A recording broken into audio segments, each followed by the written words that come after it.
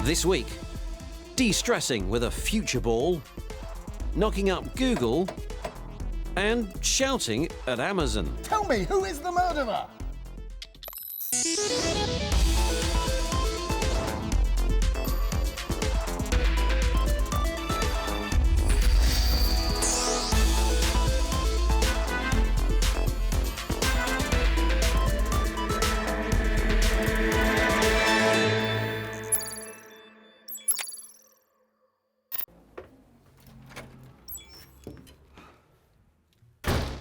Welcome home, Spen. How was your day? Awful. I'm stressed out. That's a shame. I'll run you a bath. And play you some relaxing music from your anger management playlist. Rory, do I have any messages? You have 17,000 tweets, 16 emails, and 105 fake news updates. Any of them urgent? Your boss sent an email asking if he can stop by for dinner tonight. Do we have anything to eat? There is a quinoa, samphire, and ginger scallop bake in the fridge, which feeds 4. I'm setting the oven to come on now and ordered a bottle of his favourite wine to be delivered at 7. And order some chocolate double fudge cake. OK, I've ordered it. Should I apply for a gym membership for you? Rory, mute. Now, one day we really will have artificially intelligent personal assistants that we can talk to and which know us better than we know ourselves. Like pretend Rory here. Thank you, Rory. You're welcome. Mr. Rory Cellen-Jones, everybody. Now, we're not there yet, but we are well on the way. Siri, tell me the weather. What started on our phones with names like Siri, Cortana and OK Google can now control our homes and our cars too. Amazon's Echo led the way, and this week Google's Home is launched in the UK.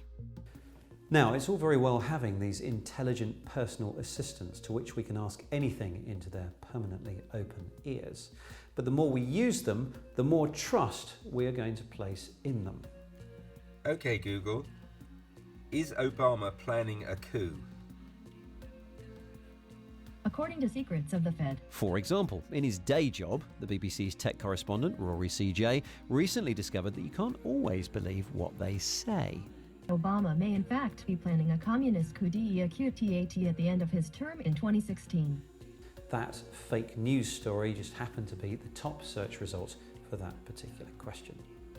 Well, Dan Simmons has been looking at some of the other possible unintended consequences of living with these devices. As we transition from controlling things through screens to using our voice, for those providing services, things could start getting tricky.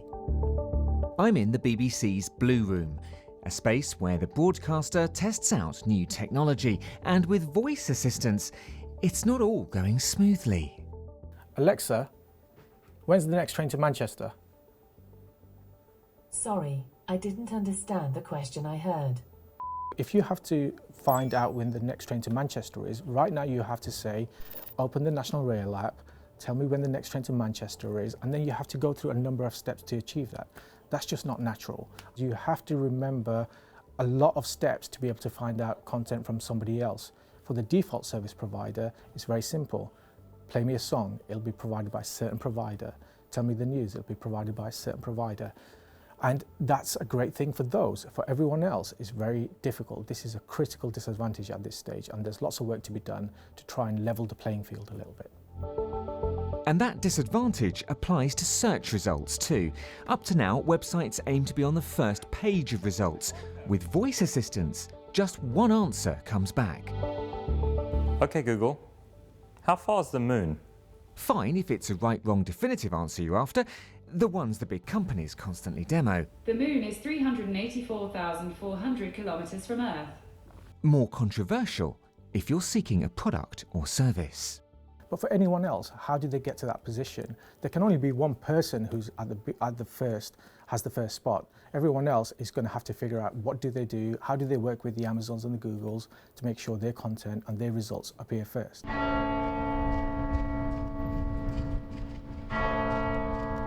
This is not the end of the world. It is just the end of competition as we know it. Oxford University is home to one of the world's most influential thinkers when it comes to competition. If we use our assistants to buy stuff, Ariel Izraki believes there'll be consequences, and they won't be unintended ones.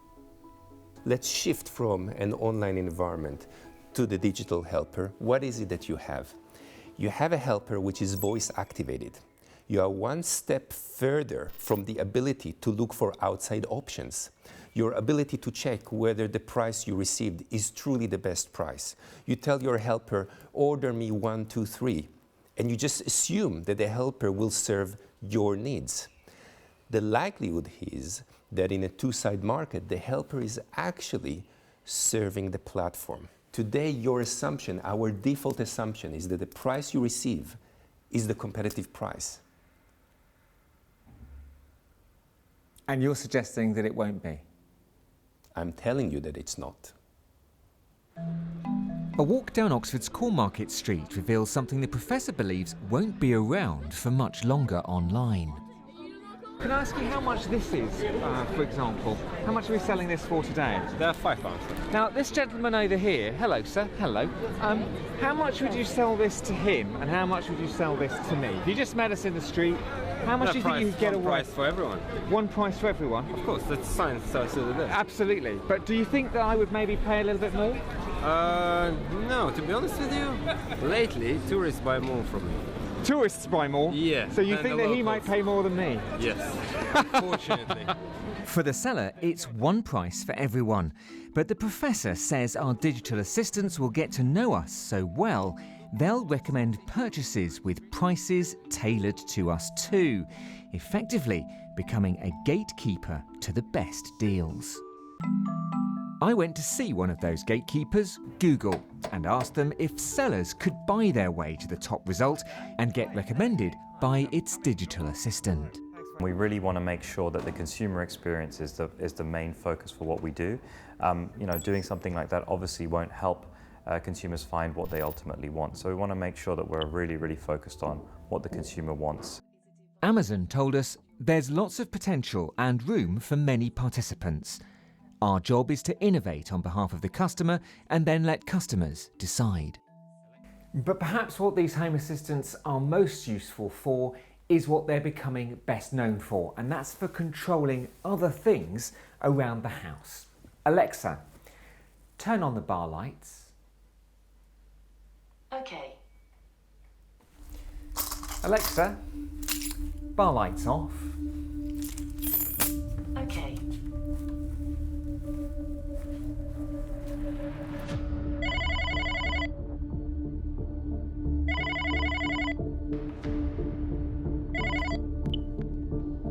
Hi, Dan?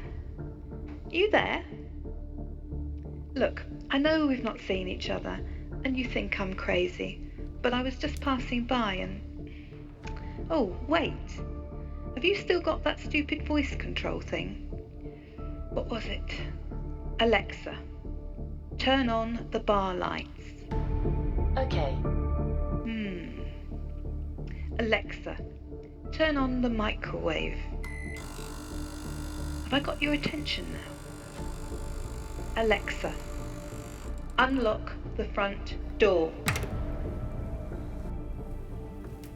Okay, it's only me. We set that up.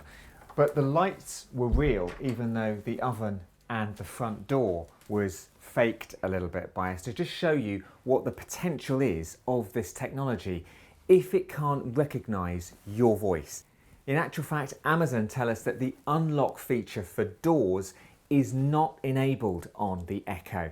And that may be the biggest admission there is, that there's still some work to be done with security on these devices.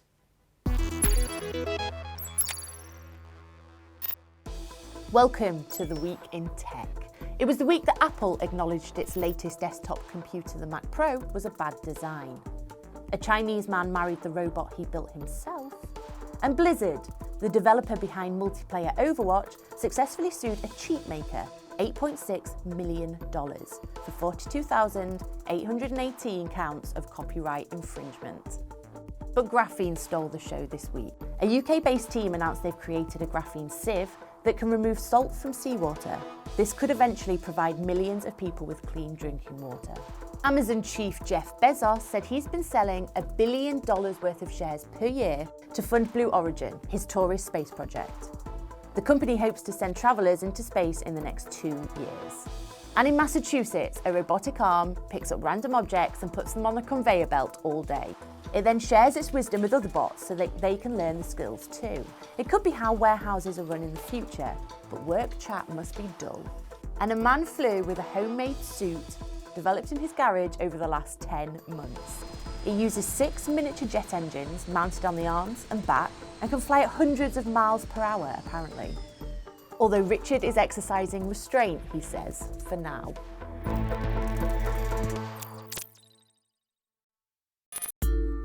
Amazon Echo, Google Home, maybe one day, even Rory. It certainly looks like the rise of the digital assistants is upon us. Now, all of these assistants are trying to be wide-ranging, all-purpose artificial intelligences. The technical term is horizontal AI. But that's really hard. In order to cover a lot of subjects and perform a lot of tasks, these things have to understand a whole lot of things. Take this example. Rory, tell Stephen that I'll call him in the office after my train journey tomorrow. First, it works out what I said, then it pulls out the important words. Then comes the reasoning and context. It needs to scan my calendar, my journey times, my train timetable, and then guess that Stephen is the Stephen in the office and not Stephen the friend or Stephen the other Stephen. And finally, the right action needs to be performed. In this case, schedule the call with Stephen at 10:20 and let him know. The question is, are these horizontal AIs best placed to do that? Or should we maybe instead be talking to a number of different specialist vertical AIs that each do one job really, really well? Well, one company that thinks that is X.AI, and we scheduled a call with its boss through his secretary, Andrew. Now, we had several email exchanges with Andrew, and it was only after about 5 messages that we worked out that Andrew is actually an artificial intelligence, a specialist AI that only schedules meetings. And I have to say, it interpreted our written questions and requests to change the meeting times pretty well. And sure enough, on the line now is the man who invented Andrew a couple of years ago. Dennis, congratulations, you fooled us with Andrew. Do you think that we will need any general assistants in the future then, or do you think instead we'll be talking to lots of different vertical AI? So the way that we imagine this play out over the short-term future is one where you'll have a set of horizontal AIs. Think Siri, Alexa, Cortana, and so on and so forth, and they'll be able to kind of answer simple questions, but they'll also serve as a set of enablers to a set of vertical AIs, a set of AIs that are highly specialized in doing one job, but doing that one job really well. And I think what's going to happen here is that you'll have a whole plethora of vertical AIs on your payroll so that you will have Siri or Cortana being your best friend, and they'll be aware of the fact that we've put 13 little agents on payroll to do all sorts of jobs that you would rather not do yourself. And I think we've seen this before, which is that there's a whole app store in place for where your phone is different to mine because you have different needs. And I think it's going to be the same with intelligent agents, that you will simply have different needs. Okay, Dennis, thanks for your time. I'll give our love to Andrew. Yes, of course.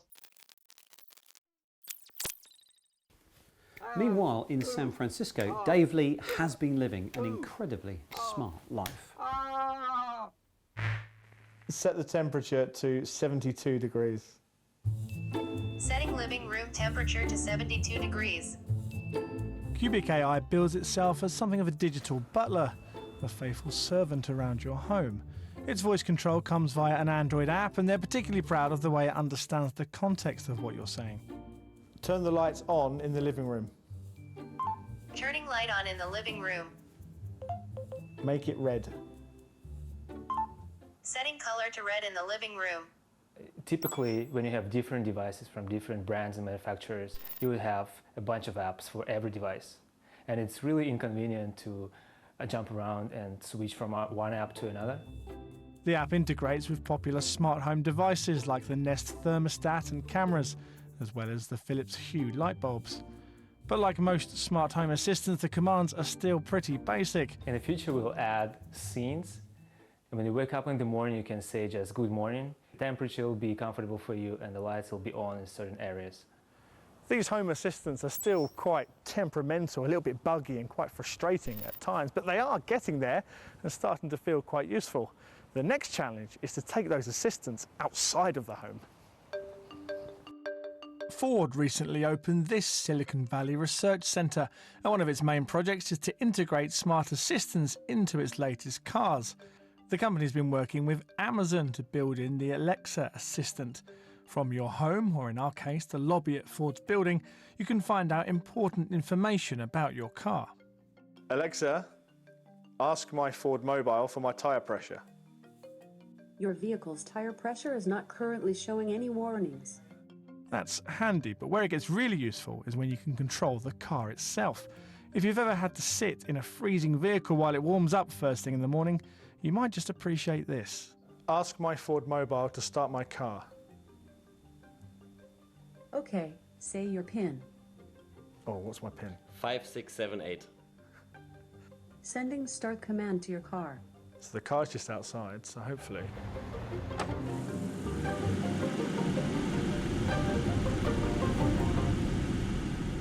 I mean, it's not quite the roar of the engine, but it's surely the coolest thing you can do with this technology right now. Out on the road, the assistant steps in to make typical in-car functions a bit more hands-free. So I tap here. Yep, tap it there. Alexa, continue reading my audiobook. And I'm here to show you how you can become... Okay, so I can pick up from where I was at home. Alexa, find the nearest coffee shop. Here are a few nearby popular ones. Patriot Brew, VMware Hilltop Bistro. The integration is fun, but far from perfect. Alexa still suffers from the same problem many assistants have. Rather than talking naturally to it, you find yourself trying to think about what phrase will unlock the information you need. When you're trying to drive, that feels like it could get quite distracting. So Alexa is really a natural language detection system, so it does understand the way what you want to say independent of how you say it. I just wonder if people are going to be wondering about what Alexa's thinking rather than what's straight ahead of them on the road.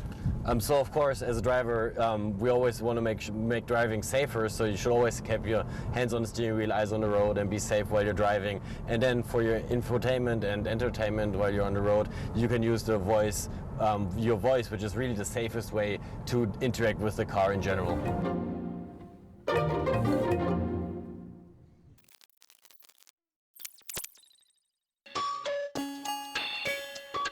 Games looked a bit different in the early 80s. Forget Dolby 5.1 audio, forget realistic lighting effects. Come to think about it, forget about 3D graphics in most cases. Attitudes to games weren't exactly enthusiastic either. Sports games. Well, sports games to me are perhaps the most appalling use of computers. Here it is, this is a decathlon. Well, doing a decathlon on a Commodore by wagging a joystick like this is really no substitute for going out and getting a spot of fresh air. Ouch. There was one genre of games, though, where the graphics and audio didn't matter, where it didn't matter that you would often be presented with a still 8-bit image, or sometimes just a black screen with a flashing white cursor. That screen itself was the window into worlds of limitless imagination. Welcome to the experience of the text adventure. When computing power was limited, the text adventure offered players head-scratching puzzles and mysteries, all brought to life by typing instructions into the game. But the reason that I've taken us on this journey down 32 kilobyte memory lane is a game. It's a game that I've been playing on this, the Amazon Echo. And it's a title that reminds me of those old text adventures quite a bit.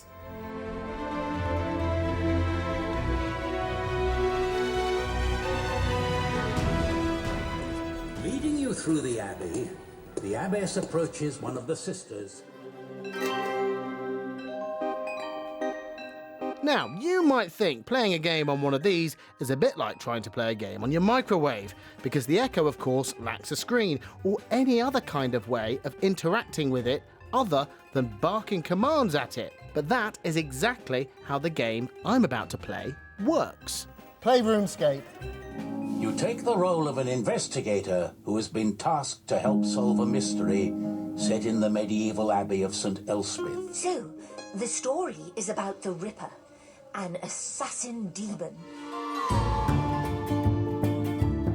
The player must solve a murder in a fantasy realm. The game plays like an interactive version of an audiobook. You get a bit of dialogue, and then it waits for a response. I need you to investigate, for I fear the killer may still be in the Abbey. The abbess waits for your question. Do you ask about the murder or why she's sad? Surprisingly, it commands quite a bit of your attention, and it's quite a relaxing way to play a game, although that relaxing mood is shattered when you hear this. Sorry, that is not a valid command. Which you hear quite a lot. Would you like to talk to the abbess now? Talk to the abbess. Sorry, that is not a valid command. Go to the abbess. Sorry. Talk to the abbess. Sorry. Tell me, who is the murderer? Sorry, that is not a valid command. As the action progresses, it can shatter the illusion and becomes increasingly frustrating when it doesn't understand what you're saying to it, which is obviously a bit of a problem for a game you play by talking to it. Sorry, that is not a valid command. The abbess leads you through the abbey towards the infirmary. Around you, the life of worship seems to be continuing unabated in spite of a lingering threat. When it does work, though, RuneScape on the Echo is a fun and immersive experience. It also points to the potential these devices have beyond just reading out the weather to you or reciting rubbish jokes. RuneScape is available via the skills section of the Alexa app.